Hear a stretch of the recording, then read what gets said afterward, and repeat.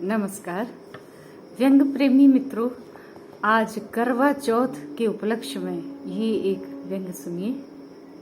शीर्षक है जब आरती उतरे।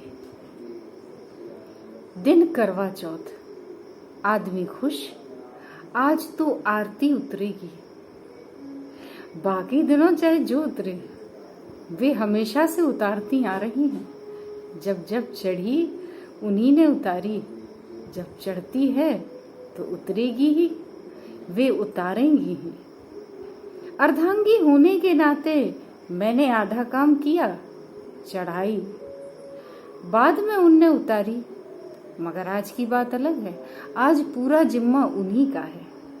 उन्होंने यह काम बाकायदा कंपनी में आते ही हाथ में ले लिया था और तब से बिना नागा सालाना दर से उतारती आ रही हैं।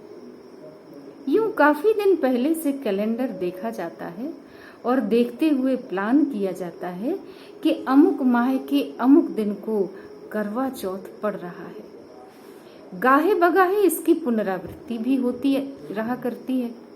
हर बार पुनरावृत्ति के साथ कुछ धन बहिर्गमन कर जाता है, उनके अलंकरण की वस्तुओं के आगमन के एवज में। इस बीच जब भी उनकी किसी से बात होती है तो यह जिक्र जरूर किया जाता है कि करवा चौथ आ रही है। आप करती हैं? पूछने पर यदि नकारात्मक उत्तर मिले तो उत्तर प्रदात्री को ऐसे देखा जाता है जैसे उसने 3 दिन से नहाया ना हो। लिहाजा बहुतों के लिए तो उपवास श्रद्धा या मनोकामना पूर्ति के बजाय सुसंस्कृत पत्नियों की पंक्ति में खड़े रहने का उपक्रम मात्र है। हालांकि हमारी ये ऐसी नहीं है।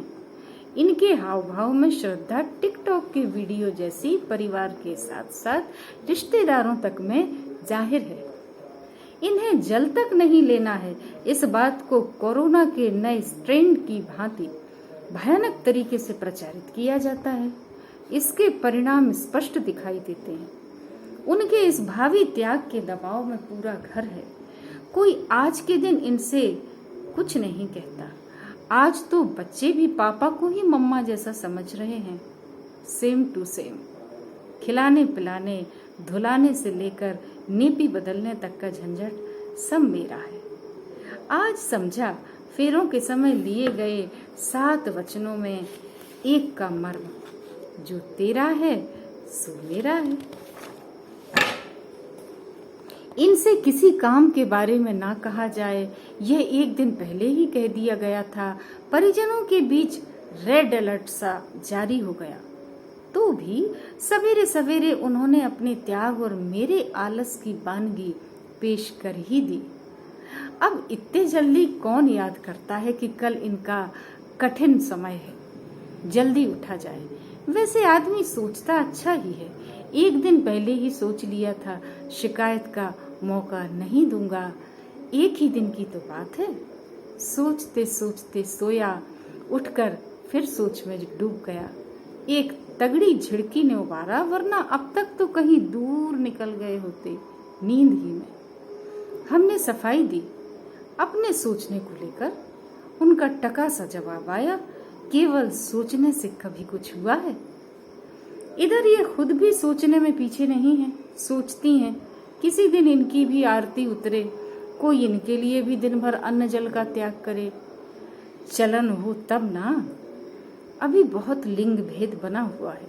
सारा खत्म हो तो चांस बने। पता नहीं महिला सशक्तिकरण वालों का इस ओर ध्यान कब जाएगा। बस ले देकर वही भ्रूण हत्या और बालिका शिक्षा पर अटके पड़े हैं। परिपाटी को निभाने के लिए इन्हें ऐसे त्योहारों की लिस्ट विवाह योग्य होने पर मौखिक रूप से सौंप दी गई थी, जिन्हें करने से मेरी और मुझ जैसों की आयु बढ़ती है। ये लिस्ट याद किए हैं? माताजी को भी कंठस्थ है, संभवतः उनकी माताजी को भी रही हो। आज के शिक्षित समाज में जहाँ स्त्रियां बाहरी काम भी संभाले हैं, पुराने वाले काम उनके जस के तस हैं। मजाल है कि कोई उनकी लंबी उम्र के लिए किसी तरह का व्रत तो छोड़ो, टोटका ही बता दे। उन्हें लंबी आयुधारी मान लिया गया है बाबा आदम के जमाने से। वे खुद भी इसकी हामी हैं।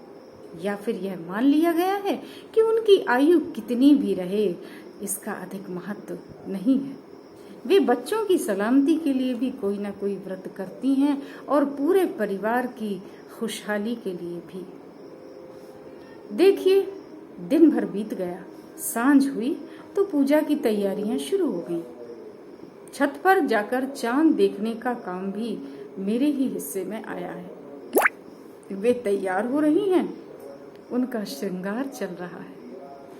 आरती हमारी होनी है।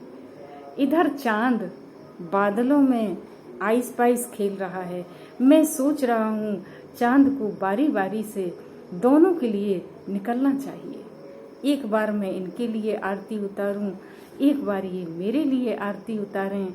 अब मुझे चलने की तरफ देखने का आदेश हो चुका है। मैं देख रहा हूँ, चांद कह रहा है, 1000 छेदों वाली चलनी भी कह रही है, तुम भी इनके लिए निर्जला रहकर देखो किसी दिन। इनके लिए सोचो भी, इनकी लंबी जिंदगी और सेहत वगैरह के बारे में। जब आरती उतरे, आरती थोड़े देवत्व की मांग करती है। धन्यवाद।